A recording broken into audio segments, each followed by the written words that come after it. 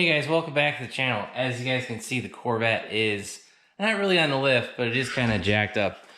You guys will see I do have the rear wheels on blocks, and that is because what we're going to be doing today is rebuilding the rear end links on the Pfadt Swaybars, and we're going to be fixing a problem in the front sway bar from the Pfadt, and that's basically with the whole control arm popping loose off of the sway bar. So for the first part of rebuilding the Pfadt sway bars on my particular Corvette, what we're going to be doing today is actually kind of rebuilding the end links that go on the control arm. What these end links basically do is they attach the control arm to that anodized orange part of the sway bar. So the sway bar arm to control arm, it's that little mount in between, and we've got a sample right here. And what this is, it's a piece of threaded aluminum with two heim joints on the end of it. And on the top we have a heim joint as well as the cap socket screw, and that goes to the orange part of the sway bar arm itself. So what we'll be doing today is actually replacing the heim joints. I'm not sure if you guys can see that, but you guys can see the heim joint is not straight. So if I hold it straight, you see the whole end link is twisted. So what happened was this top end link got bent. And also, if you guys look at this other end, this end got bent as well. So what we're going to be doing today is replacing, the only part we're going to keep is kind of this billet aluminum center section. And we're replacing the top and bottom heim joints. Now, I am going to have to wait for one of the heim joints. I forget which one hasn't come in yet, but one of the pieces is still in shipping. So hopefully we get that soon. But we're going to take this heim joint off and replace that, and we'll show you what we're going to fix that with. So like I said, we do have half of the heim joints here. I ordered all 4 on Amazon, but unfortunately only 2 came in. They were both this CML6. So I think the L stands for left hand thread. So I picked this up on Amazon, and we'll be replacing one of the outer heim joints. All right, so you guys can see we have our new heim joint here. It's the same size as the old one. It's a 3/8 thread. It's a 3/8 hole up top, and I believe the old one is about 1 inch in length of thread. The new one is 1.5 inches in length of thread. If that becomes a problem, I do have a solution for that. But basically, what we're going to do now is take the new heim joint, put it in the little billet adapter that comes with the Pfadt parts, and we'll end up replacing this old heim joint with a new one. All right, so I have actually threaded the new heim joint in. I've replaced this one that was 1 inch long, and I've already hit the middle part, and it's actually gone past that. So I've actually backed off the other heim joint. The problem that's going to present itself here is that if we need to adjust this up or down, we're really not going to have the length that we need inside this little billet threaded piece from Pfadt Racing. So we're going to end up cutting that with my bandsaw, you guys. We just replaced the blade on that recently, so we'll use that to cut it down. And then we'll fix the threads with a little tool that we just picked up. All right, guys, we have the new heim joint marked. See the blue on there? That's what we're going to end up cutting off.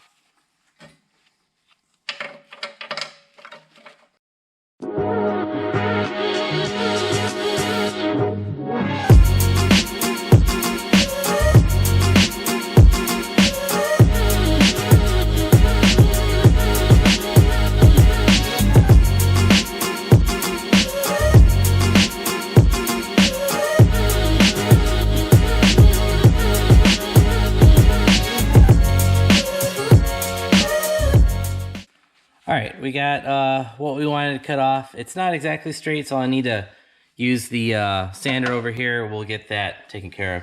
All right, so we've got the heim joint ground down with the belt sander like I said we were going to. So what we're going to do now is actually fix this end piece because we don't want this thread to mess up and screw up our aluminum parts. So what we're going to do is we're going to use this little tool that we picked up on Amazon. I believe they call this a bolt fixer, or thread fixer, something like that. Basically what you do is you stick your threaded end in there, turn on your drill, and you just fix the end of it. And so it's basically going to round it off so that the threads won't kill your bolt or whatever you're trying to screw into. So, all right, all we're trying to do here is round off the first couple threads. And yeah, that worked all right. I'm actually going to do that again, and we'll press a little harder next time.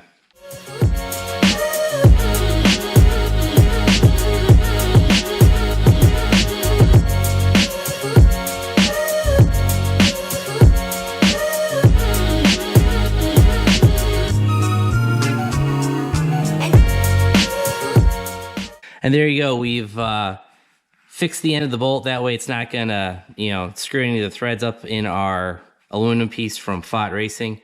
So what I'm gonna do now is actually grab a file and just kind of round off the the rough parts that you guys can see. So we'll clean this up and we'll put it in the end link. So you just end up seeing us use the bandsaw as well as that drill bit attachment that, basically fixes the threads. And here's our finished product for one half of one of these end links. You guys can see that the end link is perfectly straight. I'm not talking about the swivel part, I'm talking about the heim joint itself. If you guys look on the other end, we still have, it's still bent probably 15, 20 degrees to the left. So we still have to fix that side. And so to fix the other side, it's gonna be the exact same setup, but obviously we need the right-handed thread, heim joints, like I said earlier in the video, those haven't come in yet. So we'll cut probably 1/4 inch of thread off, cut that down, use that drill bit attachment to round off the edges so that we don't screw up the aluminum fitting or anything like that. And then we'll be able to bolt these end links back on the car.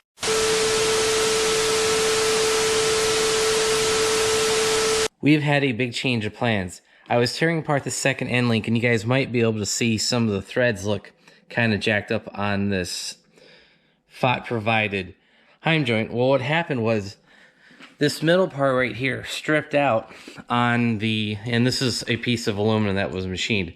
This middle part was stripped out and we lost a bunch of threads. I spent some time looking on the internet, eBay, Amazon, finally went over to MC Mastercar, actually found what we were looking for, and it was actually gonna be $18 for that piece that was too long. I was like, man, that's kind of crappy. So I did a little bit more research, found the proper name of it. I think it was called a turnbuckle or something like that.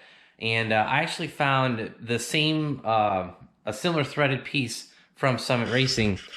And as you guys can see, this is actually a adjustment rod, and this middle piece is actually steel, not aluminum like the old set. So this piece is a little bit longer compared to the Pfadt Racing piece. You guys can see that right there. It is, maybe a 1/4 inch longer. It also has bigger hardware on it, so the nuts are longer as well. But I was thinking, that 1/4 inch, that shouldn't bind us up too much. And if we have to, I still have the cut down heim joints and I still have the nuts from the other set. So we could use the old hardware and just use the Summit Racing middle piece. But if everything works out, we have spares, so we're good to go. And also, the cost for these, this is Summit part number 420302. These were only $20. And that includes 2 heim joints, when the MC Mastercar piece, which was aluminum, was almost like $19. So for an extra $1, extra $2, whatever it was, made a lot more sense to buy a whole kit. Alright guys, I just finished mocking up both of the end links on both sides, and here's what we ended up finding. The replacement end links from Summit are simply way too long. They're like almost 1 inch too long. However, we don't need to cut anything. So what I was able to do, I was actually able to swap the new heim joints that we modified earlier in the video that we cut down. I was able to swap those plus the thinner nuts, these jam nuts, the thinner jam nuts. We locked those down, and I was able to fit this on both sides of the end link. So you guys actually could use the heim joints that came with the Summit Racing kit. We had already modified a set, so that's no big deal. But what you guys could do, you could actually take the Summit Racing pieces and cut them down like we did earlier in the video. Cut it, cut it 1/4 inch short, round off the edge with that little deburring tool that we used, and you'd be good to go. The only other thing I'd recommend is if you guys can salvage the nuts, the jam nuts from the Pfadt Racing, you could swap out the thicker Summit Racing pieces for the thinner Pfadt Racing jam nuts, and you should be good to go. So we got the end links finally installed. You guys can see the Summit Racing part is in the middle. We have the heim joints that we bought earlier from Amazon. Those are on the bottom and top. And then we just tighten everything down. So you tighten the bottom to 56 foot-pounds. You tighten the top to 33 foot-pounds. And then this pinch bolt on the arm is 13 foot-pounds. We did that for the left. We also did that over here on the right. 56, 33 up top, and then 13 in the back. And we also tightened down, we removed any preload as the instructions say. And so you should be able to move your end links a little bit, wiggle them. And yeah, so we should be good for the back. That's pretty much gonna be it. And same thing on the driver's side. We remove the preload like the instructions said, and tighten down the jam nuts. So we should be good on the rear Pfadt Engineering rear sway bar. And to finish out this video, we're going to show you how to rebuild the front A-arm, whatever arm you want to call it. Basically, the anodized orange arm piece that's coming off the sway bar. It connects the spline sway bar to the lower control arm. We'll actually show you what we did to fix that. My arm's been popping off loose for like 2 years. I actually took the front sway bar off the car because it kept having a problem with it. I tried everything, guys. I tried like Loctite, I tried over torquing it, and pretty much nothing worked. The only thing I ended up finding, what was, the final resolution was this, was actually to buy longer hardware. And then on the end of that hardware, I actually put a nut. I'll show you what we did down below, but even just buying a longer bolt, that pretty much tightened it up like 100% back to normal. So that may solve your problem alone. But what I did was I bought an extra long piece of hardware that actually stuck through the A-arm, whatever we want to call that, that sway bar arm length piece.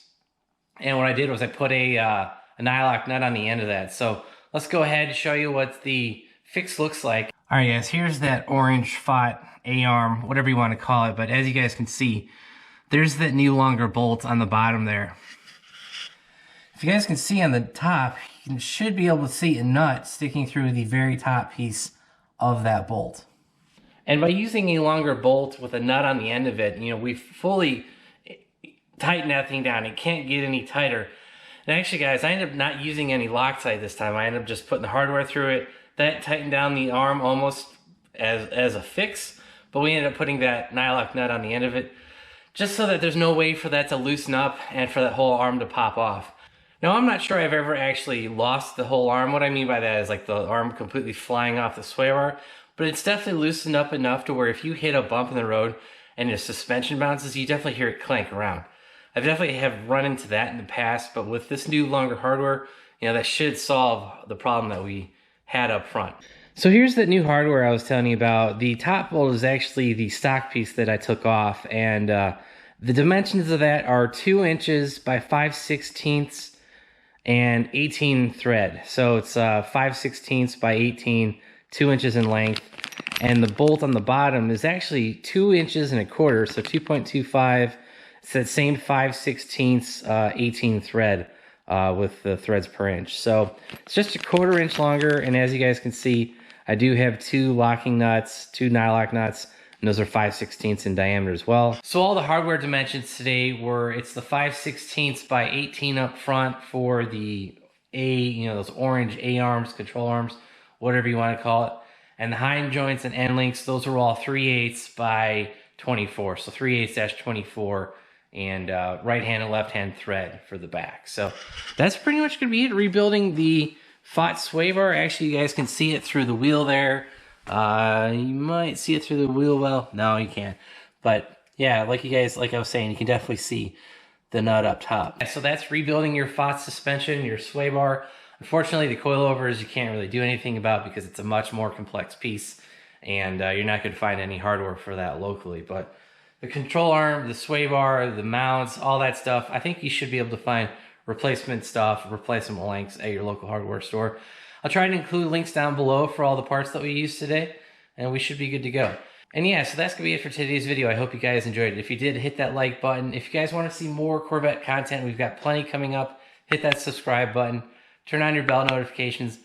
And if you guys want to help support the channel, check out the links down below. We should have the links to the hardware that we used today, as well as check out our website, BonecrrusherSS.com. Thanks, guys. Have a great one.